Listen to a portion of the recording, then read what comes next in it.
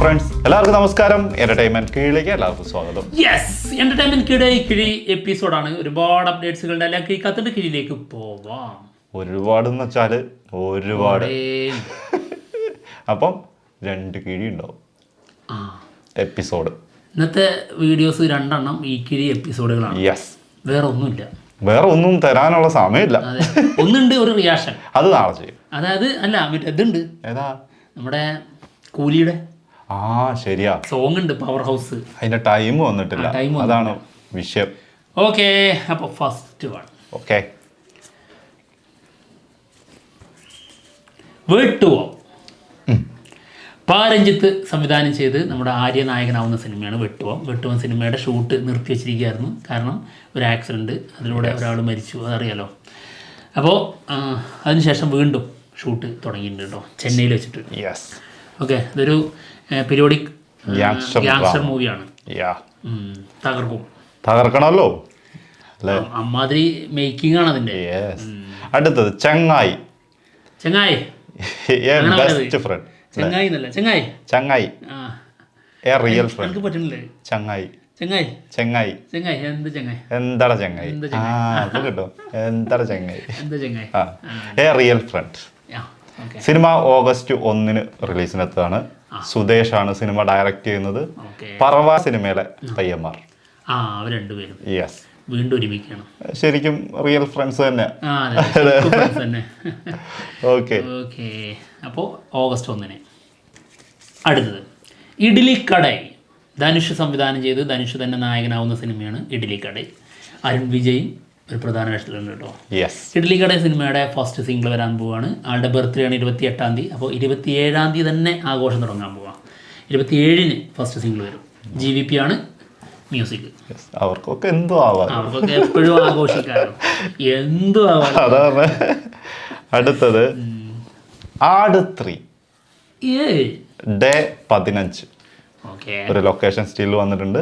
Mithun Manuel Thomas director.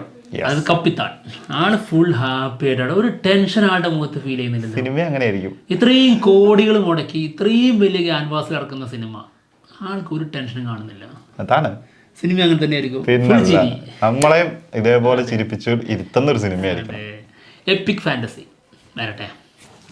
Okay, അടുത്തത് mid night Mullankolli. ഇന്ന് വിട്ടുപോയിട്ടോ, കുഴപ്പമൊന്നുമില്ല, ഇനി വിടാം. മിഡ് നൈറ്റ് ഇൻ മുള്ളംകൊല്ലി സിനിമയുടെ ഒഫീഷ്യൽ ട്രെയിലർ വന്നിട്ടുണ്ടായിരുന്നു. ഭയങ്കരമായിട്ടുള്ള ട്രോള് ഒരു വശത്തുനിന്ന് ആര് കിട്ടി? അഖിൽ മാരാർന്നു. മാധവ് സുരേഷിൻ്റെ കൂടെയായിരുന്നു കമ്പാരിസൺ. ഇത് ആളിലേക്ക് എത്തും ഉറപ്പാണല്ലോ. സോഷ്യൽ മീഡിയ നന്നായിട്ട് നോക്കുന്ന ഒരാളാണ് അഖിൽ മാരാർ, ആ രീതിയിൽ ജീവിക്കുന്ന ഒരാളാണ്. അപ്പോൾ ആളുടെ ഒരു പ്രതികരണം വന്നിട്ടുണ്ട്.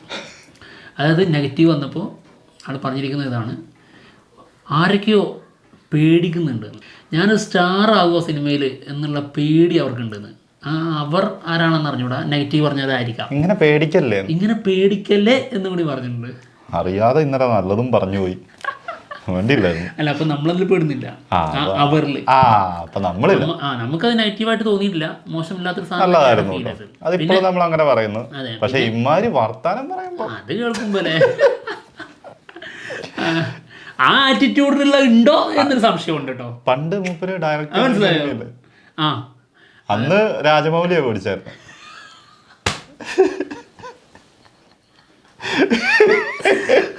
അയ്യോ, ഇപ്പൊ ഡയറക്ടേഴ്സിലെ ഏറ്റവും മുൻപന്തിയിൽ നിൽക്കുന്ന SS രാജമൗലി അന്ന് പേടിച്ചു. എന്താ, സംവിധാനത്തിലേക്ക് അവിടെ സ്റ്റാർ ആവാൻ ആര് വരുന്നു? അഖിൽ മാരാർ. ഏതായിരുന്നു സിനിമയുടെ പേരെന്താ അറിയോ? എന്നോട് ചോദിക്കരുത്, ഞാൻ പറഞ്ഞുതരാം. ജോജു ജോർജ്. അതായത് ഇതുവരെ നാവിലുണ്ടായിരുന്നല്ലോ, എന്തോ ഒരു രാഷ്ട്രീയപരമായിട്ടുള്ളൊരു സാധനമായിരുന്നു. അയ്യേ, ഷടാ, നാവില് കടന്ന് കളിക്കുന്നുള്ളത് ഒരു താത്വിക അവലോകനം.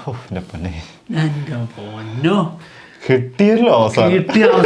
അല്ലെങ്കിൽ എനിക്ക് ഇനി ജീവിക്കണ്ട, ഞാൻ അവിടെ കിടന്ന് ആത്മഹത്യ തന്നെ. എന്താണെങ്കിലും ആ സിനിമ വരാൻ പോകുന്നു എന്ന് അറിഞ്ഞപ്പോ ഒന്ന് പേടിച്ചതാ രാജമൗലി.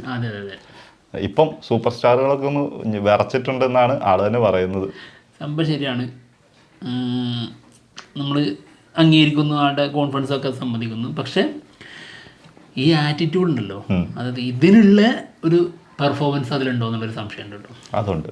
എന്തായാലും ഏർപ്പോവാ അതിന് മാത്രമൊക്കെ ഉണ്ടോന്നാണ് ചിന്തിക്കുന്നത്. ഇപ്പൊ ഈ പറയാനുള്ളതിന് മാത്രം ഉണ്ടോന്ന്. എന്താണെങ്കിലും അടുത്ത കിഴി പുരി ജഗന്നാഥ്, വിജയ് സേതുപതി, താബു സംയുക്തയും പ്രധാന വേഷത്തിലെത്തുന്ന സിനിമയാണ്. സിനിമയുടെ റിലീസ് പ്ലാൻ ചെയ്യുന്നത് ക്രിസ്മസിന്. ഓക്കെ, ക്രിസ്മസ് എന്റെ പൊന്നെ, ഓണം മുതൽ അങ്ങ് തുടങ്ങുക, പിന്നെ അങ്ങോട്ട് സിനിമകള് ഈ 24-ാം തീയതി മുതൽ തുടങ്ങുക. സത്യം, എത്ര സിനിമകള്, ഫുൾ പരിപാടിയാണ്. എല്ലാ റിലീസുകളും എല്ലാ ഇൻഡസ്ട്രിക്കാരും അങ്ങോട്ട് തുണിഞ്ഞിറങ്ങിയേക്കുക. നോക്കാം. അടുത്തത് കറുപ്പ് സിനിമയുടെ ഒഫീഷ്യൽ ടീസർ വരാൻ പോകുന്നു നാളെ. ഓക്കെ, നമ്മുടെ സൂര്യയുടെ നടിപ്പിൻ നായകൻ സൂര്യയുടെ ബർത്ത്ഡേ ആണ്. അപ്പോൾ സ്പെഷ്യൽ ടീസറാണ് വരാൻ പോകുന്നത് കേട്ടോ. അതിൻ്റെ സെൻസറിങ് കഴിഞ്ഞിട്ടുണ്ട്. 1:38 ഇതിൻ്റെ ഡ്യൂറേഷൻ. ഇതിൻ്റെ ഒഫീഷ്യൽ അനൗൺസ്മെൻറ്റ് ഇന്നലെ വന്നിട്ടുണ്ടായിരുന്നു. മോശമില്ലാത്ത ഒരു പോസ്റ്ററാണ്, ഫുൾ കറുപ്പ്, അതിൽ കുറച്ച് പുക, ഒരു കണ്ണാടി, ആളുടെ താടി, പിന്നെ ആ കണ്ണാടിയിൽ കുറച്ച് ശൂലവും കാര്യങ്ങളും, അതായത് ആ ഒരു മിത്തോളജി പരിപാടി അത് കാണുന്നുണ്ട്. ഓക്കെ, അടുത്തത് ലൈഫ് ഇൻഷുറൻസ് കമ്പനി. സിനിമ സെപ്റ്റംബറിൽ നിന്ന് ഒന്ന് ചെറുതായിട്ട് മാറ്റിയിട്ടുണ്ട് കേട്ടോ. എന്തായിരുന്നു? സെപ്റ്റംബർ 18 ലൈഫ് ഇൻഷുറൻസ് കമ്പനി അല്ലേ? അല്ല, പിന്നെ ലവ് ഇൻഷുറൻസ് കമ്പനി. അത് സാരല്ല, ലൈഫും ലവ് ഒക്കെ തമ്മിൽ വലിയ വ്യത്യാസമൊന്നുമില്ല. വളരെ വ്യത്യാസമുണ്ട് ആണല്ലേ? ലവ് ഇല്ലെങ്കിൽ ലൈഫ് ഇല്ല, ലൈഫ് ഇല്ലെങ്കിൽ ലവ് ഇല്ല. പക്ഷെ വ്യത്യാസമുണ്ട്, രണ്ടും തമ്മിൽ നല്ല വ്യത്യാസമുണ്ട്. ഞാൻ എങ്ങനെയെങ്കിലും ഒന്ന് അഡ്ജസ്റ്റ് ചെയ്ത് ഒപ്പിക്കട്ടെ.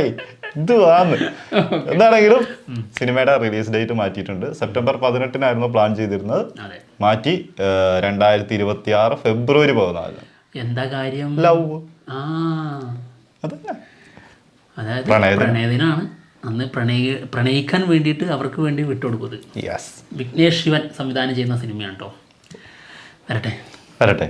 എസ് ജയസൂര്യ ഉണ്ട്, കൃതി ഷെട്ടി ഉണ്ട്, പിന്നെ നമ്മുടെ പ്രദീപ് രംഗനാഥ്. ഓക്കെ, അടുത്ത കിഴി പോന്നോട്ടെ. കത്തിക്കാനുള്ള സാധനം പോട്ടെ, നോക്കട്ടെ. നോക്കട്ടെ. ഓ, കത്തും. Power house. കൂലി സിനിമയുടെ പവർ ഹൗസ്, അതായത് 3rd സിംഗിൾ ഇന്ന് വരും. ഹൈദരാബാദ് സോങ് ലോഞ്ച് ഉണ്ട്. അപ്പോൾ പുറത്തു വിടും. എപ്പോഴാണ് ടൈം എന്നുള്ളത് അറിഞ്ഞുകൂടാ. കാത്തിരിക്കാം. കുക്കു തെറ്റിയാലോ?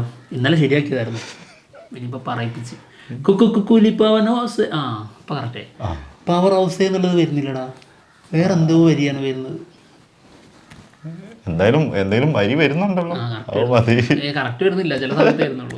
ദൃശ്യം 3 ഇത് കത്തിക്കലാണല്ലോ. പിന്നെ അല്ല, കത്തിക്കാൻ പറഞ്ഞാൽ നമ്മൾ കത്തിക്കും, അത്രേ ഉള്ളൂ. എന്താണെങ്കിലും സിനിമയെ കുറിച്ച് ജിത്തു ജോസഫ് വാതോരാതെ സംസാരിക്കുന്നുണ്ട് കുറേ കാര്യങ്ങൾ.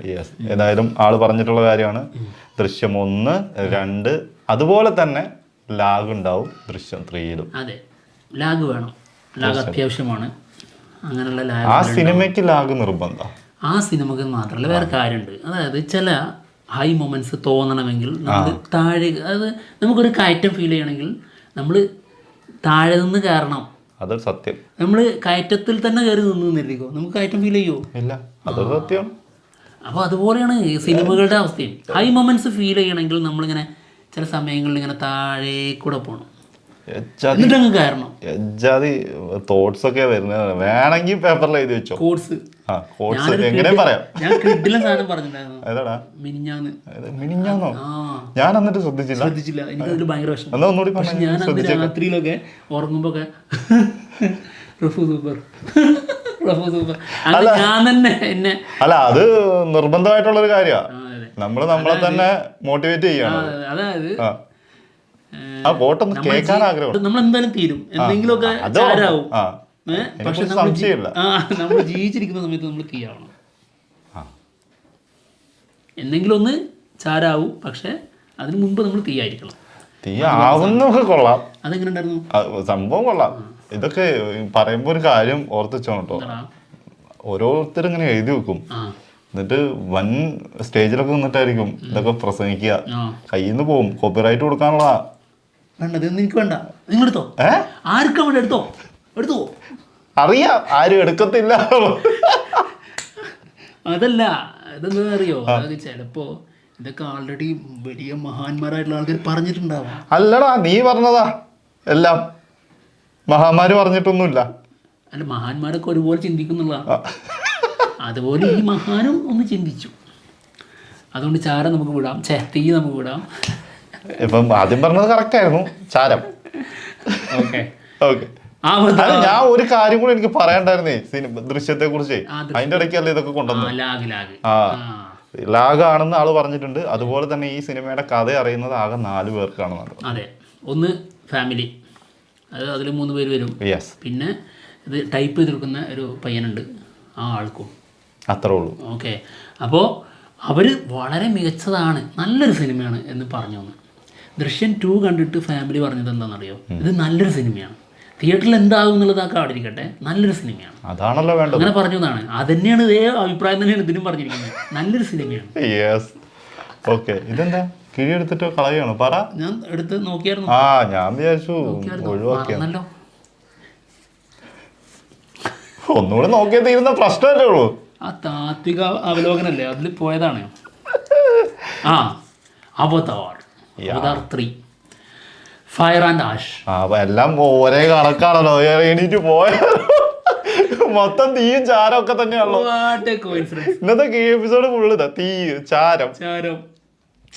അല്ല, ശരിക്കും സ്ക്രിപ്റ്റിംഗ് ആണെന്ന് പറയും. കറക്റ്റ് നിങ്ങൾ പ്ലാൻ ചെയ്ത് അതിനനുസരിച്ച് ആ ഡയലോഗ് പറഞ്ഞു അതിന് ശേഷം നിങ്ങൾ ഇത് എടുക്കുന്നു, അങ്ങനെയൊക്കെ വരും. ശരിക്കും അങ്ങനൊന്നും അല്ല. അവതാർ 3യുടെ ഒഫീഷ്യൽ പോസ്റ്റർ വന്നിട്ടുണ്ട് ഡിസംബർ 19 സിനിമ റിലീസിനകത്ത്. നമ്മള് അവതാർ 2 പ്രതീക്ഷ തീർന്നാ കേട്ടോ. അല്ല, അവതാർ ഇനി എന്തൊക്കെ ശ്രമിച്ചിട്ട് ഈ ലോകത്ത് ഒരു കാര്യമില്ല. സത്യം, ചാരാവും. എന്താ കാര്യം? ചാരം തന്നെ ആയിരിക്കും. എന്താ കാര്യം ചോദിക്ക്. എന്താ കാര്യം പറയൂ. ഇന്ത്യൻ താത്ത ക്രിസ്മസിനാണ് റിലീസ് എത്തുന്നത്. അതും 18 പ്ലാൻ ചെയ്യുന്നല്ലേ.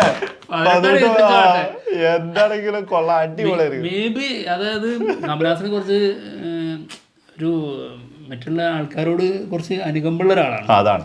അതുകൊണ്ട് ചിലപ്പോൾ 18-നാകുമ്പോൾ ഞാൻ 25-ന് വെച്ചോളാം, നിങ്ങൾ അതുവരെയുള്ളത് നിങ്ങൾ നേടിക്കോ. ചിലപ്പോ കണ്ടറിഞ്ഞ് ഇവരിട്ടതായിരിക്കും ഇവിടെ തീ കത്തിച്ചാരാവുന്നുള്ള കാര്യം. അതായത് ഇന്ത്യൻ 3 വരുന്നുണ്ട്. അതുകൊണ്ട് നമുക്കൊരു 18-ന് വെക്കാം. 25-നായിരിക്കും ഇവർ പ്ലാൻ ചെയ്തത്. ചിലപ്പോ അത് അങ്ങനെ തന്നെ ആയിരിക്കും.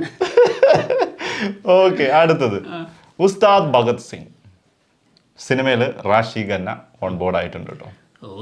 ക്യാരക്ടർ നെയിം ശ്ലോക.